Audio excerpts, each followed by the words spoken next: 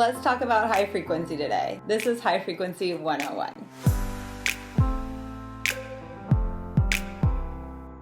High frequency is why you're here, so let's discuss it. If you guys have seen these glowing wands all around, you're probably like, yeah, what's the deal with this and why does it seem so mysterious in a way, right? It's kind of interesting. I did not know this, but basically Tesla created these back in the 1890s. Basically creating an electric force into your body was going to help with a myriad of different things. That's what we're going to dig into. I'm going to explain a little bit about the history of it, kind of why it fell out of favor. Now it's back. What does that mean for you? And how can you use it best? I don't know if any of you saw that movie, The Current War, but it was between Tesla and Thomas Edison as they were rushing to try to create electricity grids for the country and get light to everyone. And Thomas Edison was really into DC, which was direct current, and Tesla was into AC, which was alternating current. And they had this feud, and there's a movie about it. I think there's tons of movies about it. But that's kind of what got me thinking as I was digging into this and reading that Tesla had created this probe wand, if you will. I don't really understand the entire science between how electric current flows and why it needs length and all of these things. However, that's where his mind was when he was working on these things. So then he created this probe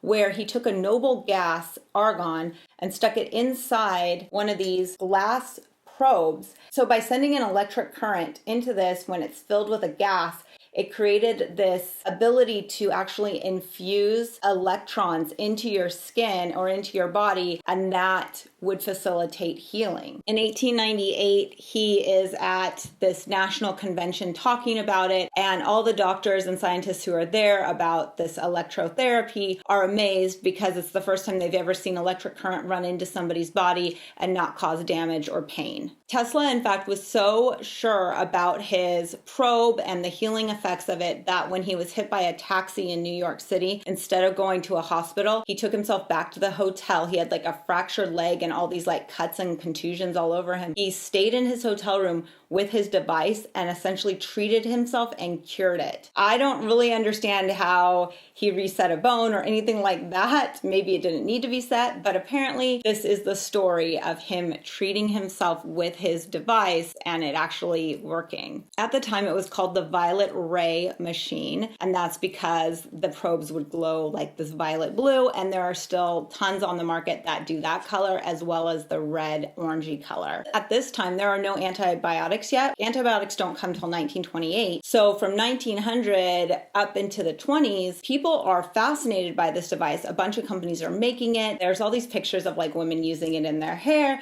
people using it on their back for pain, people treating strep throat with it because it had the antibacterial properties of it. That's what really got it everywhere, and people were using it, and Sears catalog was selling it. That's how it kind of hit the market and had a moment, if you will. But then the roaring 20s came to an end with the Depression.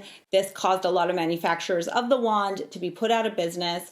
And further, around this time as well, antibiotics are coming on the scene, and Western medicine is really picking up with the idea of what's going to be approved in America and what's not. And they didn't really like this Tesla device. Maybe it was because they didn't feel like they could prove that it was working, which is totally fair, or maybe it's because they preferred the antibiotics for treating things and wanted to push that over this device that had been helping. So during the 30s all the way up to the 80s, there's not a lot about these devices. People aren't making them, people aren't using them, everyone's forgotten about them. And then around the 80s, people start reusing them, scientists and doctors in different studies start pulling it back out. They're looking at it for cancer treatments, they're looking at it for a bunch of different things. And then around 2000, it really picks up in the beauty facial world. And that's kind of where we are now. People are using them not only at facial spas, but also at their own home. So now that these devices are all around, how can you use it? How can you understand it? And are you going to be effective with it? So what does a high frequency device do? A high frequency facial is a type of skincare treatment that helps to treat a variety of skin issues, including acne, fine lines, wrinkles, dark circles, and puffiness under the eyes, utilizing a safe and gentle electrical current through a facial machine. The high-frequency facial has been proven to stimulate new cell growth and renewal while improving stubborn skin issues and providing an overall healthier appearance. So first off, and I would say the biggest thing about these devices is its ability to kill bacteria, and that's the reason people really liked it for things like strep throat. You get all these different little wands that come with your device depending on which one you buy. Usually you get 4. This is going to make ozone. So when you put it against your skin, it's going to create this contact and you're going to smell it. It's going to create an ozone, and you can dial it down or up based on how much tingling factor you want. By doing that, when it crosses the skin, it's actually killing the bacteria because it has negatively charged oxygen ions that go into the skin, and they want to attach to bacteria and like filthy things. So when they do that, they grab them and then the body flushes it out. It also dries the skin. So for somebody who has very oily, sebaceous, large pore, acne-prone skin, this is not only going to help kill that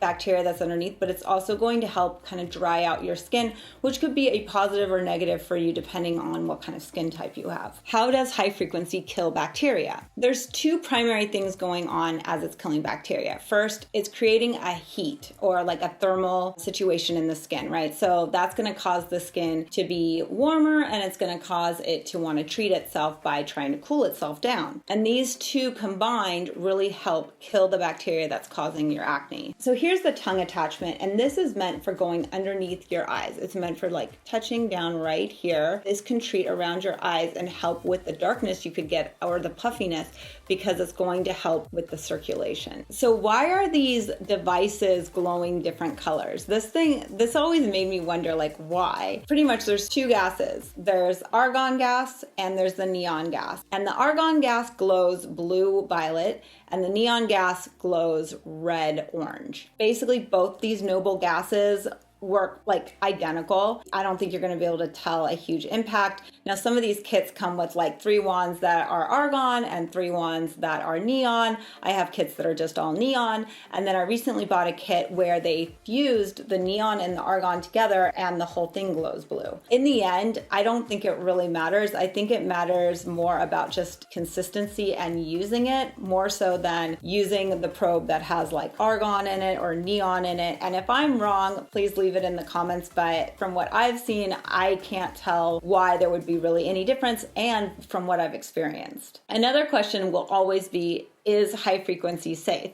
Yes, high frequency is actually quasi FDA approved. And what I mean by that is because it was created in 1890, it's been grandfathered into the FDA system for skin rejuvenation and basically the treatment of hair and kind of along those lines. They don't make a lot of claims about it because they don't really want to go through an FDA approval process and see what that would be. And so right now they are in this grandfathered in FDA approved situation. So what serums can be used with this? Like, what should you do? What should you put on your face? What shouldn't you put on your face? It really depends on what you're trying to treat. So for me, I'm not treating acne as much as I'm treating anti-aging. And with that in mind, I'm going to be able to put more hydration on my skin and basically infuse things such as epidermal growth factors like EGF and peptides. Peptides and EGF would be the best things to put on your skin and then use microcurrent on. Do not put on oil-based products, only use water-based products with high frequency. Now, if you have acne-prone skin, what you're gonna wanna do is you're not gonna wanna put anything on your skin. You're gonna wanna make sure your skin is cleansed, and then you're actually going to put on a gauze cover, and this is going to help give even more space between you and the probe, and somehow that's going to create more ozone.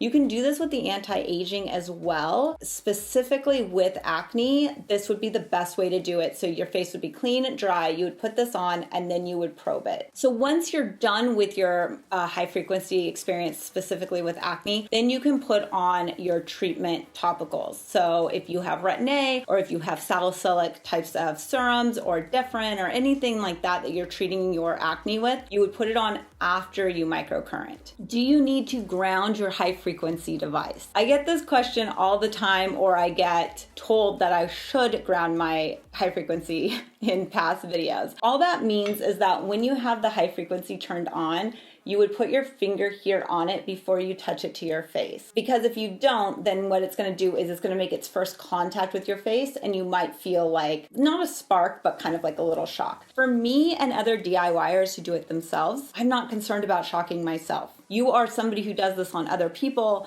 That's the reason you would quote unquote ground it with your thumb. Further, when you're doing your hair, it's really impossible to constantly ground it because you're like brushing through your hair, and so you're constantly lifting it off. And that means I would have to have my finger on it, do it. Just, it's too complicated, right? So I never ground when I'm doing my hair. Are there any contraindications with high frequency? Yes. If you have any type of electrical device in your body, like a pain pump or a heart regulator or a Coakley or anything like that that's in your body, or if you're pregnant, then you should not be using high frequency. I'm sorry, but you are sending electrical current through your body that could somehow interfere with things that are apparently keeping you out of pain. So you can't use these devices if you have any kind of electrical device in your body. You also can't use these devices supposedly while you're wearing metal jewelry. Now, I have removed my metal jewelry in the past when I've done it. I've also not removed my metal jewelry. I have not noticed any problems with it. That does not mean that it's not a better decision to remove your metal jewelry. You don't want to treat broken capillaries or spider veins or rosacea in particular with this. So if you have rosacea,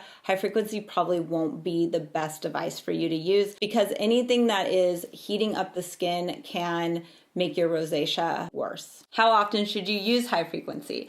So the manufacturers of these say that you can use them every other day. I use mine about twice a week. You could use it depending on the time of year more often. I think every other day is probably the most often you should use it, although some sites said you could use it every day. So it really comes down to your type of skin and what you're treating. So if you're doing anti-aging and it's winter and so it's really dry and this device can dry your skin out more, you probably don't want to do it a lot in the winter, but for the summer and warmer months when it's less dry, you could do it more frequently. Right now it's the winter. I'm doing it twice a week, and I'm just using serums, making sure that my skin feels really hydrated while it's getting the stimulation. Of course, if you start to become oversensitive to it, if your skin is flaking and drying, stop using it. Take a break. You do not need to make yourself be flaky in order to enjoy the benefits of it. How long should you use it for? The ones that I have say to use them for 5 minutes at a time, like per session. But then I also know that in spas, people will be treated with high frequency specifically for acne treatment for about 20 minutes. I think when you get it, depending on what you're planning on treating your skin for, you should play around with that. If you have really, really bad acne, you might want to put the gauze down and just treat yourself for 20 minutes and see how that starts to go. If it starts to get really dry and itchy and you're not liking that feeling, then you can back off. If that feeling is actually helping reduce the size of the inflammation. The other thing that you can do is add on a blue light mask once you're done with high frequency, because blue light is going to also help kill that bacteria. So it's a great way to pair those two together. Does high frequency help with hair growth? Well, I sure hope so. I've been using it for a while in my hair, and although I can't really personally tell a difference, I do actually love the experience of it, and I'm hopeful that after like a full year of doing it a couple times a week, I'll be able to see if my hair has gotten any benefit from it, right? Because it is really like the hair has to grow, so it takes a long time. The buzzing and the zapping is really therapeutic for me, at least. I really enjoy it. So what I do is I just put down a few drops of my growth hair serum, then run it through, and I do it a lot on Amazon Live because it's a great way to like showcase it, and it like makes me get in my treatments every week. So that's kind of what I've been doing. And the whole reason it's supposed to work is because you're stimulating that hair follicle, you're causing that blood to rush around it, and by doing so, when those new follicles are forming, they're supposed to be forming healthier, stronger, because they're getting more nourishment. Does high frequency help with hyperpigmentation? No. Hyperpigmentation is much deeper in your skin, and although you can get high frequency based on certain devices to go a bit deeper, it's not going to change that for you. You're going to need more sophisticated like lasers and definitely topicals and peels that are going to really help get your skin to turn over deeper. All right, I want to go over the probes really quick because all the sets come with basically a lot of the same probes. First, The major probe that you're going to look for in your set, whatever you buy, is the mushroom probe, and believe me, it will come with it. I like this one because it's the biggest one, it covers the biggest area, and it's just really easy to use. My second favorite probe is the hair comb one. Make sure that when you buy one of these, you get it with the hair comb. I think across the board they do come with it, but just make sure. Then you have your, I call the pimple zapper. So this is a little one, and you can spot treat with it on your face if you have like a breakout that you weren't expecting, or you're like the season changes and maybe you get like a weird breakout on your neck or your chin. I always get weird ones like that, and so I like having this in my arsenal to just be like, okay, I'm gonna zap that. This is the tongue probe. So this one is meant for treating around your eyes. I really don't use this one very much, but if you're really dealing with dark circles and stuff, you can take the time to use this one in particular. I really just use my mushroom all over my face. So, okay, you guys, next week's video is gonna be all about doing different protocols with it on your face. So I hope you stay tuned and watch. Make sure to subscribe and turn on your notifications so that you can get a reminder when that video comes out. We are posting videos every Wednesday at 8:15 Pacific Standard here on this channel. So thank you for joining me, and we'll see you guys on the next video. Bye guys. But you gotta work real hard. I know you want it to be easy, so let your guard down.